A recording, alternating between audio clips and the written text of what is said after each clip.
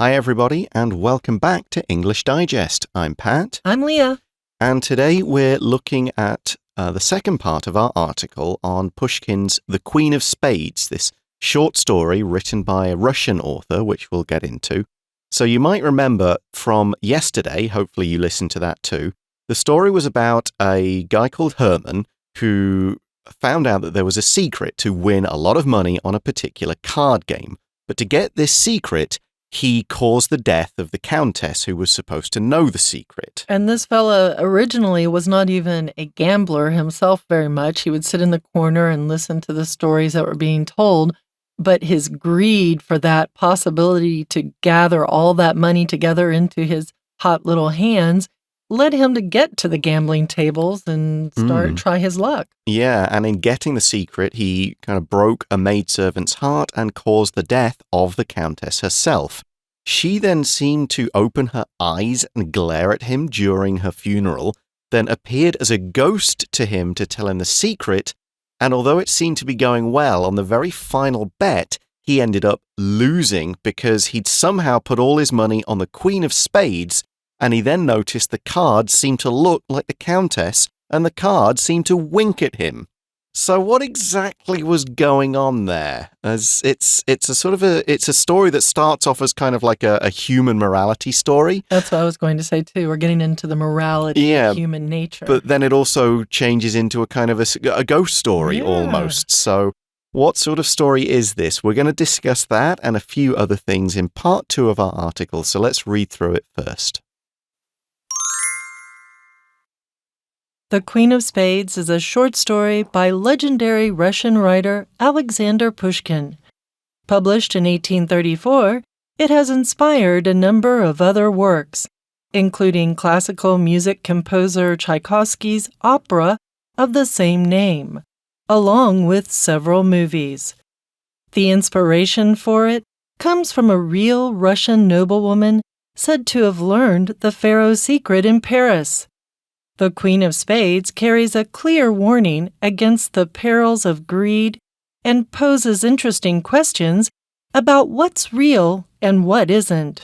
The theme of greed is evident in Herman's transformation from one who observes gambling to one willing to hurt others to achieve his ends. He manipulates Lizaveta, and even after his actions result in the death of the Countess, he still tries to get rich. Of course, he loses everything, and, in Pushkin's conclusion, actually goes insane. And this can be seen as him getting what he richly deserves. But how did this happen? Pushkin blurs the boundaries between reality and the supernatural in his story. Did the dead countess's eyes really open at her funeral? Or was this a sign of Herman's guilt? The same questions apply to the apparition of the Countess's ghost and the final moment where the Queen of Spades card winks at Herman. Did the Countess somehow switch his bet from the ace to the Queen from beyond the grave? Or did Herman deliberately cause his own downfall as a way to punish himself for his crimes? All of these questions are open to the reader's interpretation. Okay, so let's take a look at our article for today. Day 2 starts out with The Queen of Spades is a short story by legendary Russian writer Alexander Pushkin. So our story that we are talking about over the literature section of the magazine this month is a short story. It's not a long novel. It's not a story written in verse probably, but it's not a play, but it's actually a short story. And who is it by? Well, it's by the legendary Russian writer Alexander Pushkin. Whenever we use the word legendary to talk about a person, it means they're absolutely amazing. They're someone who is at the top of their game in a certain field. So a lot of times you might think of a legendary guitarist or a legendary artist or something along these lines. Yeah, someone who is so famous that it almost seems like they're from a legend, an old story. Legendary could also mean things that only appear in legends, Yes. Ancient heroes, flying monsters, that kind of stuff. But here, legendary means this person was a legend. This was a great. This one was one of the greatest Russian writers. So let's go back to the story. Published in 1834, it has inspired a number of other works, including classical music composer Tchaikovsky's opera of the same name, along with several movies. So we've got the publishing date. So this is, getting on almost 200 years old, this story, but It inspired other works. So we've got one here, this opera. So an opera of the same name means the opera was also called The Queen of Spades. And that was by classical music composer Pyotr Ilyich. Is it Ilyich? I think Tchaikovsky. Ilyich, yeah. Mostly you probably recognize the name Tchaikovsky. Very, very famous. 1812. Yeah, exactly. Russian composer. Did a lot of, he was a composer, so he composed the music. He wrote the music. He figured out what instruments were going to play when, each tune the the orchestra would play, worked out how it was all going to fit together. He wrote the whole lot. In America, a lot of times on July 4th, so 4th of July, when the fireworks are going off, you'll hear this 1812 overture going off from Tchaikovsky because it times really well with the booms of the fireworks. So yes. Boom, boom. Yeah, he's, of course, famous for many, many works. He wrote operas, he wrote shorter pieces, longer pieces. I mean, Tchaikovsky is worthy of an entire article in himself. Absolutely. He's legendary. Yeah. And for this, we just need to know that he was inspired by the story to go, I'm going to write an opera with this story, with, singing in and parts of stuff like that. And there's been a few movies that have been made about this story as well. None recently, from what I could tell. Right. 1950s or so. So, yeah, maybe at some point it'll be done again. These things always come round. The inspiration for this story comes from a real Russian noblewoman said to have learned the Pharaoh's secret in Paris. Okay, so the inspiration, the guiding motivation to create this story, the thing that sparked this story, was a real Russian noblewoman. So a real lady, maybe a countess, maybe not quite that high up in the noble levels of society, but she was a noblewoman, a woman of rank, a woman of title, a woman probably of a lot of money. And she supposedly learned the Pharaoh's secret, that sequence that we talked about yesterday with the 3-7 ace, that Pharaoh's secret in Paris.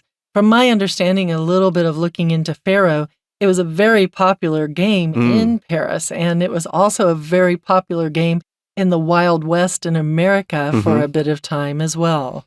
Yeah, it's the sort of thing I might try and play now. I've kind of had a look up of the rules. Yeah, I just won't bet it on the Queen.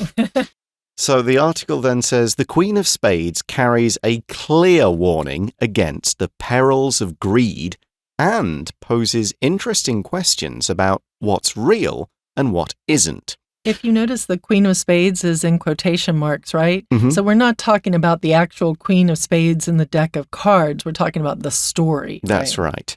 So we talked about the word greed yesterday, meaning this kind of lust for money or the lust for something, possessions.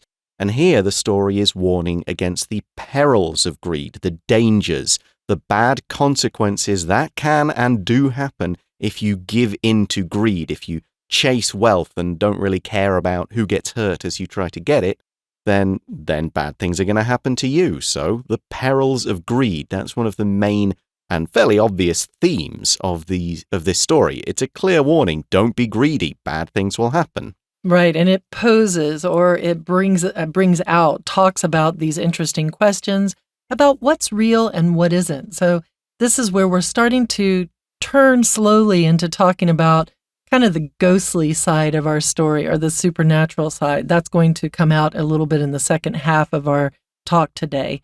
The theme of greed is evident in Herman's transformation from one who observes gambling to one willing to hurt others to achieve his ends. So the theme of greed, the main focus, the main point of the story being about greed, it's evident. So it's clear, it's obvious, it's something you can very easily see in certain actions. And for example, Herman's transformation, his change from someone who observes or watches gambling to someone willing to jump in there and make sure he does anything to get what he wants, which is his money that he has the greed for. Yeah, because Herman it's not like he's already lost his money and needs to get it back, or he needs it to, pay for his sick relative's surgery or something like that. And it's not as if he has planned in the beginning to go out and kill this woman, the Countess, but he's willing to do anything to achieve his ends. So he thinks everything is fine. So greed is really kind of going over the power of morality in this story. So what does he do? The next sentence says, he manipulates Lizaveta, and even after his actions result in the death of the Countess, he still tries to get rich. So to manipulate somebody is to trick them, to deceive them, to use your words or other things to make them do what you want them to do, which is likely not what they want to do. It's not forcing them. You're not exactly putting a gun to their back and saying, you do this, open up the cash register and give me the money. But he's using kind of emotional blackmail and tactics like that. He's pretending to love her, to trick her into letting him into the house, all this kind of thing. And you can also manipulate something, right? Besides a person, you can manipulate something, and it means just to use your hands to handle something. For example, if you want to get a Rubik's Cube one side all the same color, then you might manipulate the cube, which means to move it with your hands to get it into all the same color on at least one side. Maybe you can do the whole Rubik's Cube. The article continues, of course, he loses everything, and in Pushkin's conclusion, actually goes insane. And this can be seen as him getting what he richly deserves. So, yeah, this is the perils of greed. This is Herman. He goes through with it all, but loses his money, so that's one bad thing, and then goes insane. He goes mad. He loses his kind of sense of what's real and what isn't. At least that's the idea that we're getting as the reader, right? It must be that he's crazy. The Queen of Spades character didn't actually wink at him in the story. He's crazy. He's insane. Yeah, Pushkin, again, we couldn't include it in the story, but in the conclusion, that's what we mean by in Pushkin's conclusion, Herman is actually sent to an asylum, a place for insane people, and he just sits there going, 3, 7, ace, 3, 7, ace, over and over again. Sounds like a Batman movie. Kind of, your Batman guy is sitting in the asylum at the end going, I just want the bat. I just want the bat. Right. But that is something that he richly deserves. If you deserve something, it's something that you ought to get. It's something that you really should get, and because, well, you deserve it. Maybe you deserve an honor because you've created an amazing film and you compete in a competition. And you receive this honor because it's what you deserve because your film was so wonderful. Here it's a negative usage in terms of what he deserves is to be crazy and to be in an insane asylum. It's his just desserts. It's another fun way to say that. Okay, we're going to take a short break in our article now and listen to our Chinese teacher, and we'll be back with the second part of the article in just a few minutes.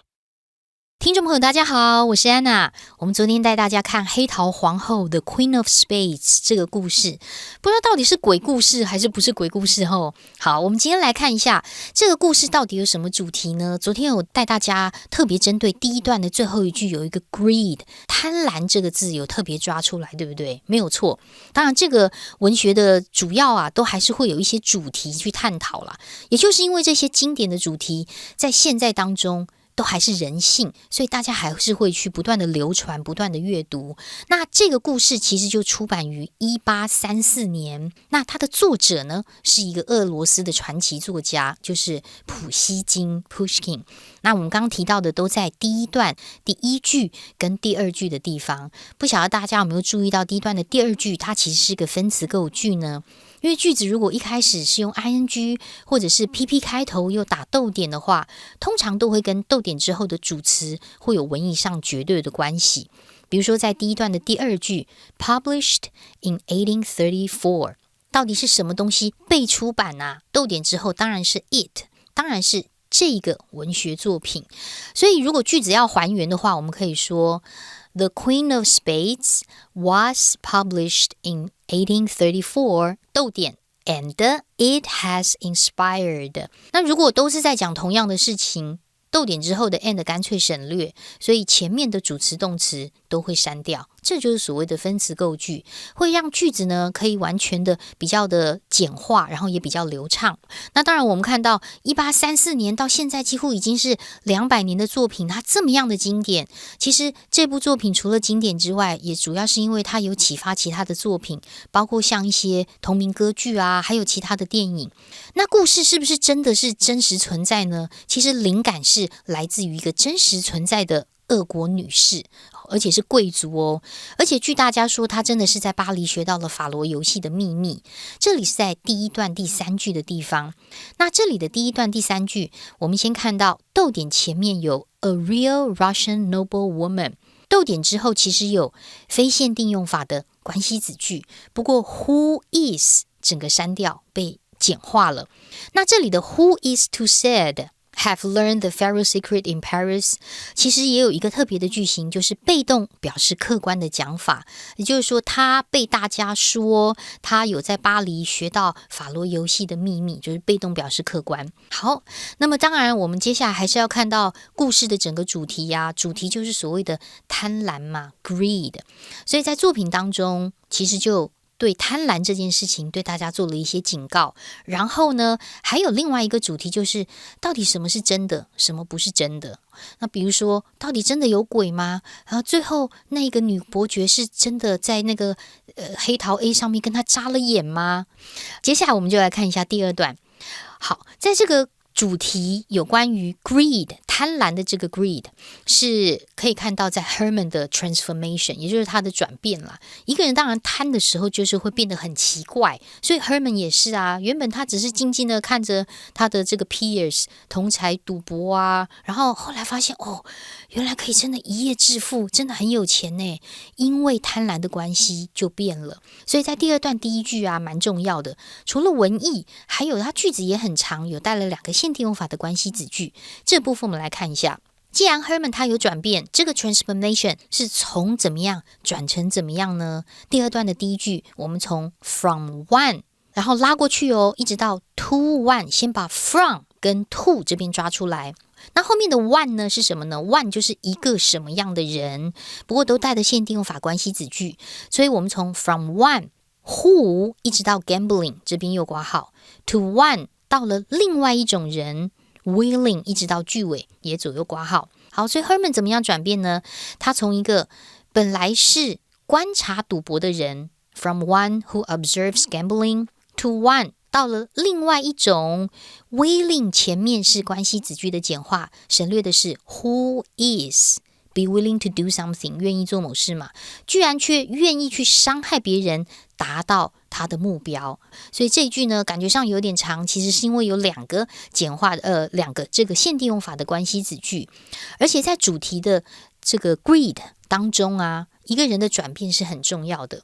他甚至到了第2句还操弄了丽莎维塔，让他的行动呢导致伯爵夫人的死亡。所以这个贪会让一个人转变，而且会有很严重的后果。而且因为贪心的关系，他还试图还致富啊，然后到最后虽然第1页第2页都赢了很多钱，到最后还是失去了一切。事实上他的结局是发疯我们在第2段的第3句这边可以特别注意一下，发疯我们在这个第3句逗点前面的 go insane 这里可以画起来， insane 其实就是 crazy 的意思，就是不理智的意思。好，那当然这就可以看作因为太过于贪婪了，所以就得到应有的惩罚。 Right now, so we're going to take a quick break, so stay tuned and we'll be back again in just a moment.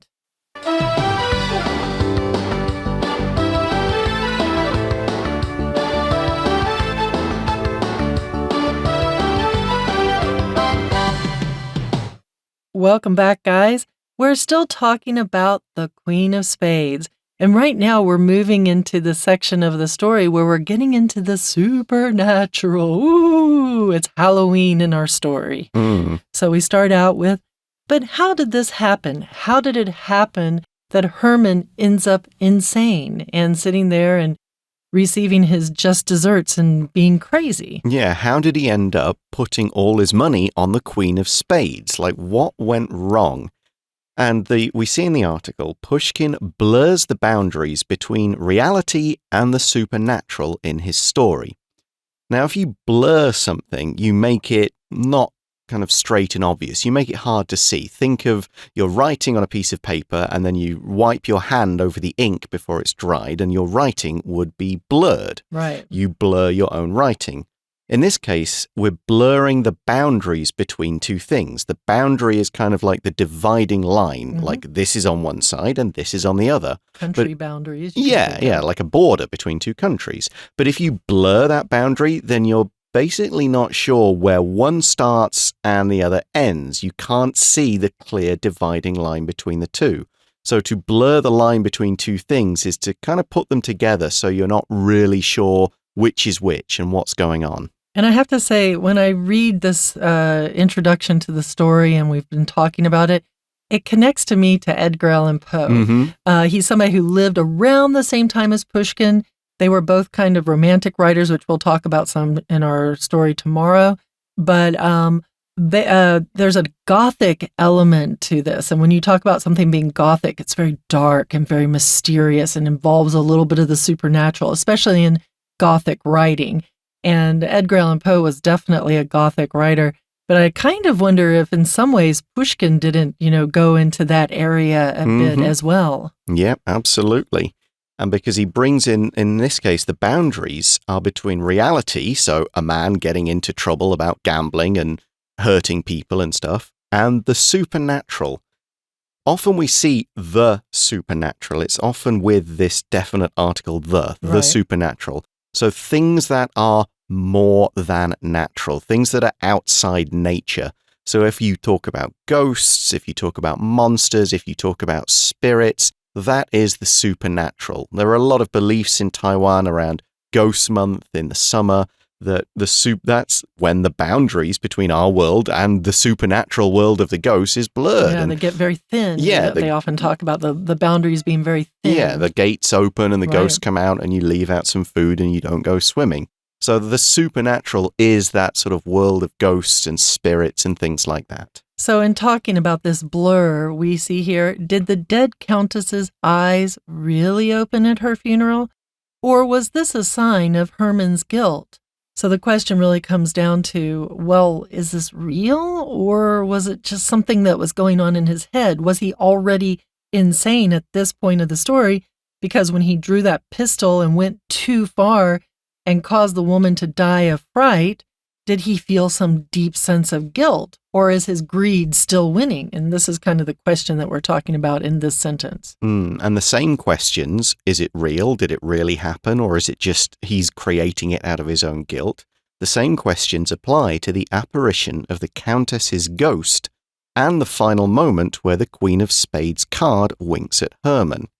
So the word apparition can just mean it's the noun form of appear. Right. It's similar to the word appearance.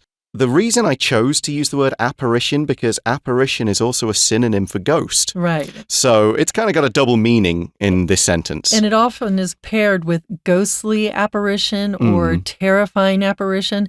But then you can also talk about something like a strange apparition in the sky, and that just means something strange forming or showing up in the sky. But a lot of times those ghostly apparitions kind of make it a fun thing to put together there.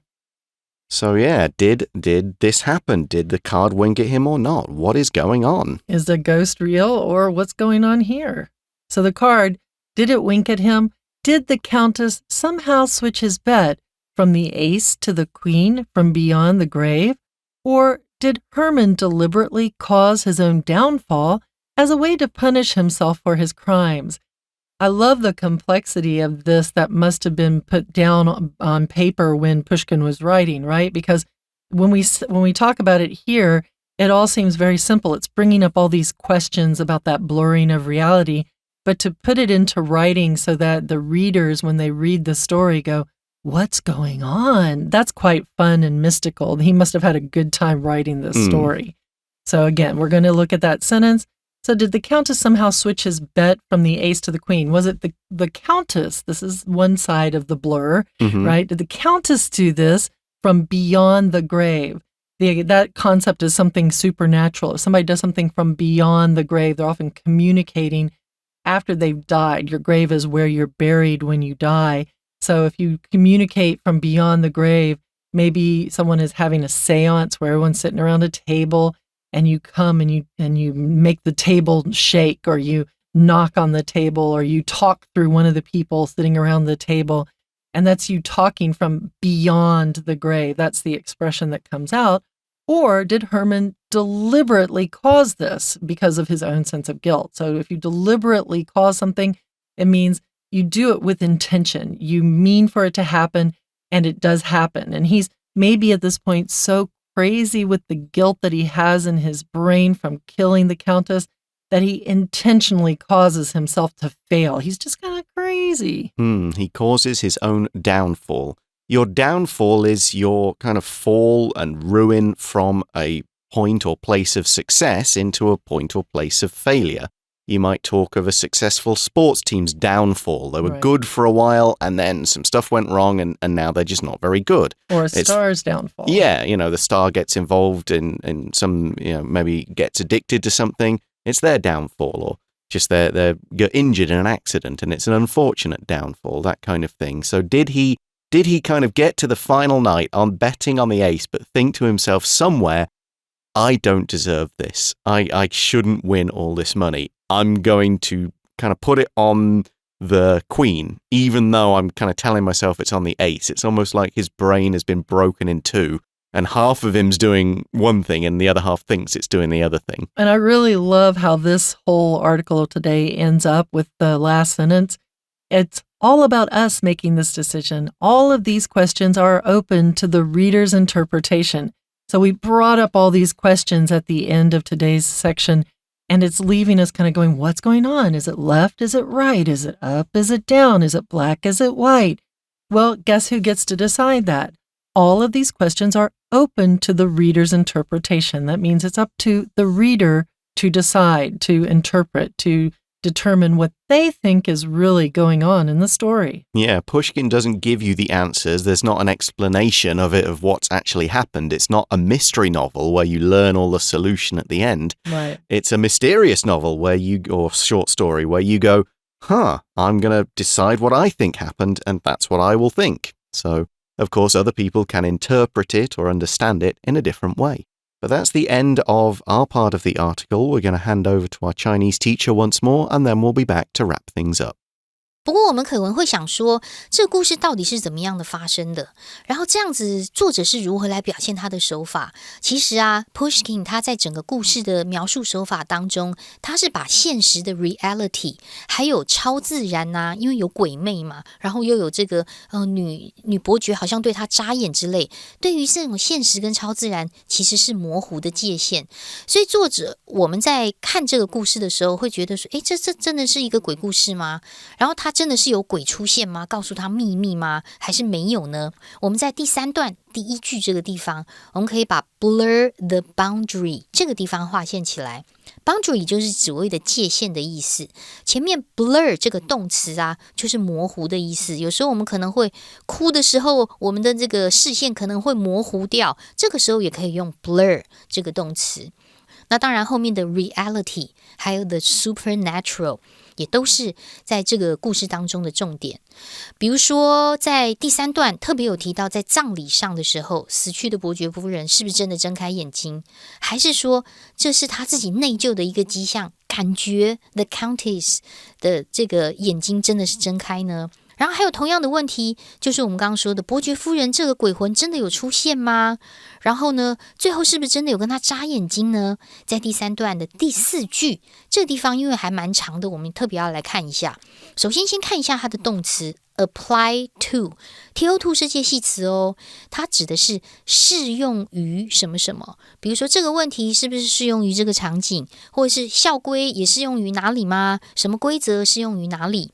接下来看到的这个apparition 指的是一个幻影的意思。那个女伯爵她的鬼魂的这种幻影，然后跟最后的 the final moment 最后什么时候呢？也就是黑桃皇后到底是不是真的有跟 Herman 眨眼睛？好，我们在这边看到一个 where 可以把它左括号起来到右括号。那这时候你就想说，哇，那这个先行词是什么？先行词是 the final moment， 是时间呢，怎么会用 where？ 其实这边先行词很长，先行词啊，其实从 apply to 后面的 the apparition 一直到 final moment 这边都是先行词，所以在这里啊，就直接用一个 where。就总而言之说，这些故事当中出现的这整个场景，都会适用于这一些问题吗？到底是现实真的，还是所谓的 supernatural 是超自然的呢？超自然的东西有时候我们也不见得就不是真实啊。所以为什么这个文学作品会很经典？然后它还有一个主题就是所谓的贪婪，大家都会很贪心啊，然后大家都知道要寡欲啊，减少欲望才会快乐。